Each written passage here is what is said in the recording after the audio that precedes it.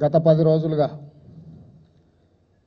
కరీంనగర్ ఉమ్మడి జిల్లాలో నేరేళ్ల గ్రామస్తులను పోలీసులు విచక్షణారహితంగా కొట్టిన దాంట్లో 8 మంది మీద అక్రమ కేసులు పెట్టి 8 మందిని పూర్తి స్థాయిలో 3 గ్రామాలకు సంబంధించిన వాళ్ళను అరెస్టులు చేసి నిర్బంధించి వాళ్ళ మీద దాడులు చేసి పైశాచికంగా వాళ్ళను కొట్టి ఈరోజు కొంతమంది కిడ్నీలు ఫెయిల్ అయ్యి జైల్లో వాళ్ళని కేసులో రిమాండ్ చేయడానికి పోతే జైలు అధికారులు కూడా వాళ్ళని తీసుకోలేదు.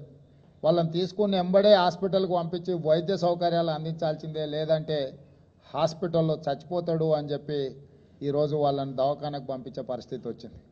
అది ఒక భాగం. కానీ వాస్తవంగా మరుగునబడిన అసలు విషయాలను ఈరోజు చర్చించుకోవాల్సిన అవసరం ఉంది. ఇక్కడ జరుగుతున్న నేరెళ్లలో కానీ జిల్లాల అదేవిధంగా సారంపల్లి గ్రామాల ఏవైతే ఇసుక క్వారీలు ఉన్నాయో ఈ ఇసుక క్వారీలలో ఇసుక ఎత్తే కాంట్రాక్టులలోనే కుంభకోణం ఉన్నది. ఇవాళ గత 6 నెలలుగా జరిగిన యాక్సిడెంట్ల వల్ల దాదాపుగా 10 కుటుంబాలు తమ పెద్దల్ని కోల్పోయారు, తమ కుటుంబ పెద్దల్ని, కుటుంబ పెద్ద దిక్కులను కోల్పోయారు.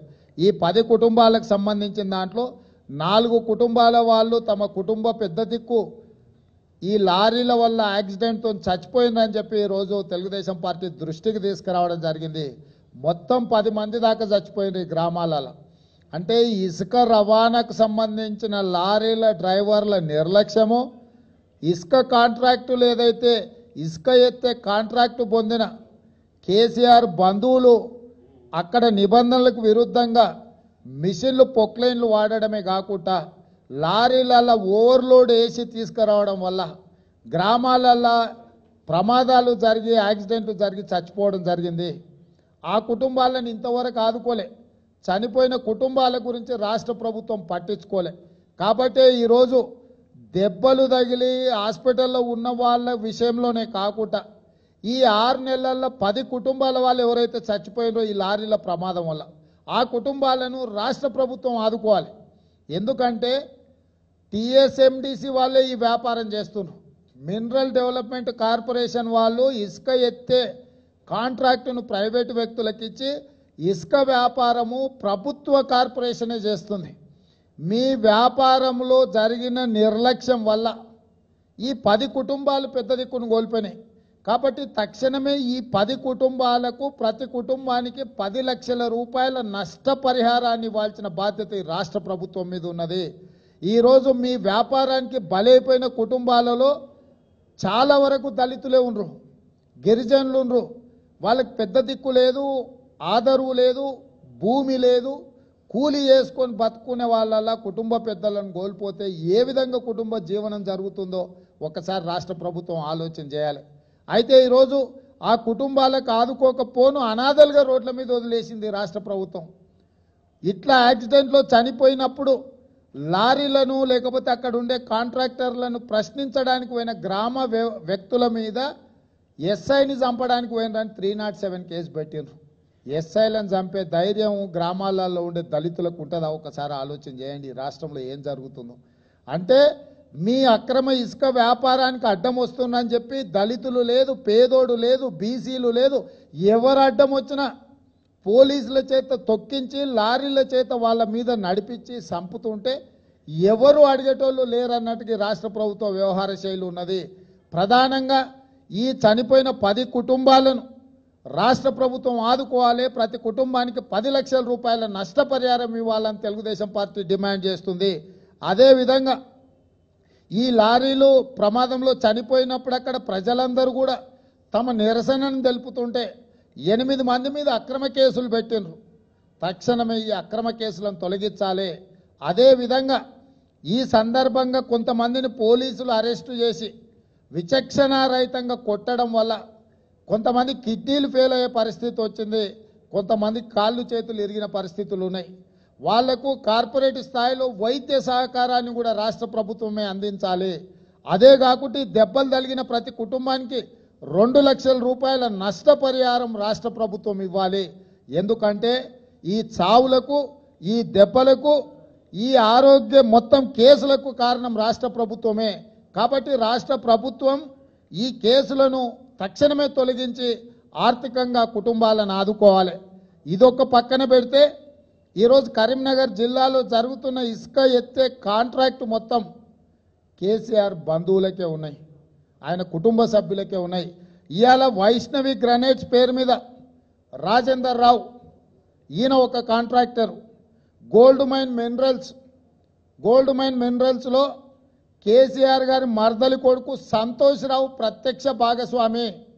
శ్రీనివాసరావు, సంతోష్ రావు అని ఎవరైతే ఉన్నారో కేసీఆర్ కుటుంబ సభ్యులు, కేసీఆర్ సన్నిహిత బంధువులు. సాయిరామ్ గ్రానైట్స్, సాయిరామ్ మినరల్స్, నడిపల్లి రంగారావు, వీళ్ళందరూ కూడా కేసీఆర్కి అత్యంత ఆప్తులు, బంధువులు, కుటుంబ సభ్యులు. ఈరోజు రాష్ట్రంలో ఎవ్వరు లేనట్టుగా ఇసుక ఎత్తే కాంట్రాక్టులు మొత్తం వీళ్ళకే వచ్చినాయి. రాజేందర్ రావుకు, శ్రీనివాసరావుకు, సంతోష్ రావుకు, నడిపల్లి రంగారావుకు.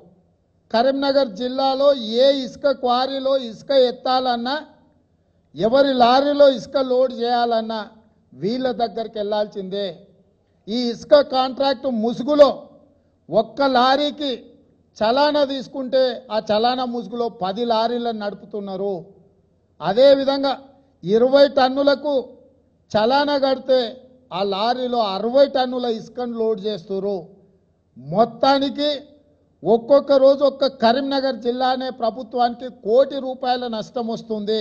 దీనికి కట్టాల్సిన ప్రభుత్వానికి కట్టాల్సిన సినరేజ్ కానీ, అక్రమ ఇసుక రవాణా కానీ, దాంతో రాష్ట్ర ప్రభుత్వానికి ఒక కరీంనగర్ ఉమ్మడి జిల్లాలోనే ₹1 కోటి ప్రభుత్వ ఆదాయానికి గండిపడుతుంది. అంటే కేసీఆర్ వాళ్ళ కుటుంబ సభ్యులు, బంధువులు కలిసి ఇసుక దోపిడీకి పాల్పడుతున్నారు. ఇవాళ ఇసుకను కూడా వదులుతలేరు. కరీంనగర్ జిల్లాలో కేసీఆర్ బంధువులు, నిజామాబాద్ జిల్లాలో పోచారం శ్రీనివాసరెడ్డి బంధువులు, మహబూబ్ నగర్ జిల్లాలో జూపల్లి కృష్ణారావు బంధువులు, నల్గొండ జిల్లాలో జగదీశ్వర్ రెడ్డి బంధువులు, వరంగల్ జిల్లాలో అక్కడుండే నాయకుల బంధువులు, నిజామాబాద్ జిల్లాలో అక్కడుండే టీఆర్ఎస్ నాయకుల బంధువులు ఇసుక దోపిడీకి పాల్పడుతున్నారు. రాష్ట్ర స్థాయిలో ఇసుక దోపిడీకి కారణం ఈ ప్రభుత్వం. టీఎస్ఎండిసి ద్వారా ఇసుక ఎత్తే కాంట్రాక్టు పొందుతున్నామనే ముసుగులో వేల లక్షల మెట్రిక్ టన్నుల ఇసుక అక్రమ రవాణా జరుగుతుంది. దీని వెనకాల ₹100 కోట్ల కుంభకోణం ఉన్నది. హరీష్ రావు గారికి ఆదాయం వస్తుందని కుటుంబంలో వాళ్ళ మధ్యలో ఉన్న తగాదాలతోటి ఆ శాఖను హరీష్ రావు నుంచి తొలగించి కేటీఆర్కి ఇవ్వడం జరిగింది. ఈరోజు కేటీఆర్ను నేను అడుగుతున్నా, ఈ కాంట్రాక్టులు కేవలం నీ కుటుంబ సభ్యులకే ఎట్లొచ్చినాయి? ఇవాళ ఈ ప్రమాదాలకు గురైన కుటుంబాలను నువ్వెందుకు మంత్రిగా పరామర్శించలేదు? నీకు బాధ్యత లేదా? సిరిసిల్ల దగ్గరనే కదా, నీ నియోజకవర్గానికి సంబంధించిన వాళ్ళు కూడా ఉన్నారు కదా, నేరెళ్లకు సంబంధించిన వాళ్ళు. నీ నియోజకవర్గ ఓటర్లు నీకు సంబంధం లేకపోతే, ఇసుక లారీ కింద పడి చచ్చిపోతే ఆ కుటుంబాన్ని నువ్వెందుకు పరామర్శించలేదు? ఎందుకు ఆ కుటుంబానికి న్యాయం చేయమని లేదు? ఎందుకు ఆ దళితులను పోలీసులు చితకబాది పోలీస్ స్టేషన్లో నిర్బంధించి ఎస్ఐని, పోలీసులని సంపనికి పోయిందని అక్రమ కేసులు పెట్టి జైలుకు తరలిస్తే ఇప్పటి వరకు కేటీఆర్ ఎందుకు మాట్లాడతలేడా అంటే, ఇసుక అక్రమ రవాణాలో, ఇసుక వ్యాపారంలో మీరు మీ చుట్టాలే భాగస్వాములు ఉన్నారు కాబట్టి కేటీఆర్ గారి నోరు మూతపడ్డది. హరీష్ రావు గారి మంత్రిని తొలగించడానికి, కేటీఆర్కి మంత్రి పదవి ఇవ్వడానికి వెనకాల కూడా ఆర్థిక లావాదేవీల చిచ్చు ఉన్నది. కాబట్టి ఈరోజు ఈ అంశాన్ని మానవ హక్కుల సంఘానికి కూడా తెలుగుదేశం పార్టీ ఫిర్యాదు చేస్తుంది. ఈ దళిత ఆడబిడ్డలు ఇక్కడ కూర్చున్న వాళ్ళని ఒక్కసారి చూడండి, వాళ్ళు ఇక్కడికి వస్తారు. ఈ కుటుంబాలకి ఈరోజు పెద్ద దిక్కు లేకుండా పోయింది, ఆదరవు లేకుండా పోయింది.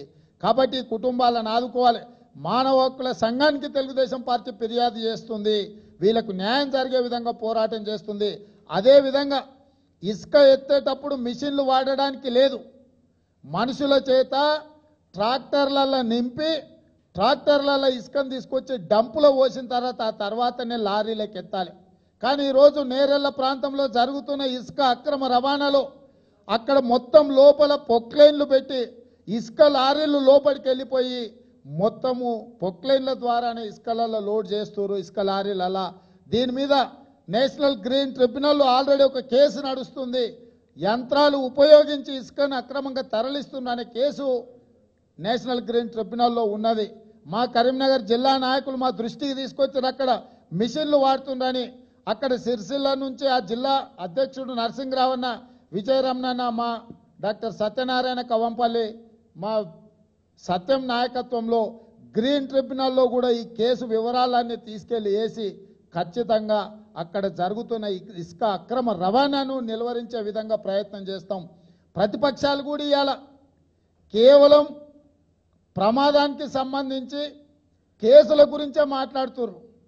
ఇసుక అక్రమ రవాణా గురించి, ఇసుక అక్రమ కాంట్రాక్టుల గురించి, అక్రమ దోపిడీ గురించి, ఒక్క చాలాన కట్టి ఆ చాలాన ముసుగులో 10 లారీలు నడుపుతున్న విషయం గురించి 20 టన్నులకు పైసలు కట్టి లారీలలో 60 టన్నులు ఓవర్లోడ్ చేస్తుంటే ఈ ఇసుక అక్రమ రవాణా గురించి కూడా ఎందుకో మరి నిన్న మన మాట్లాడిన ప్రతిపక్షాలు ఎవరు మాట్లాడే ప్రయత్నం చేస్తలేరు. కాబట్టి తెలుగుదేశం పార్టీ సంపూర్ణంగా ఈ సమస్య మీద పోరాటం చేస్తుంది.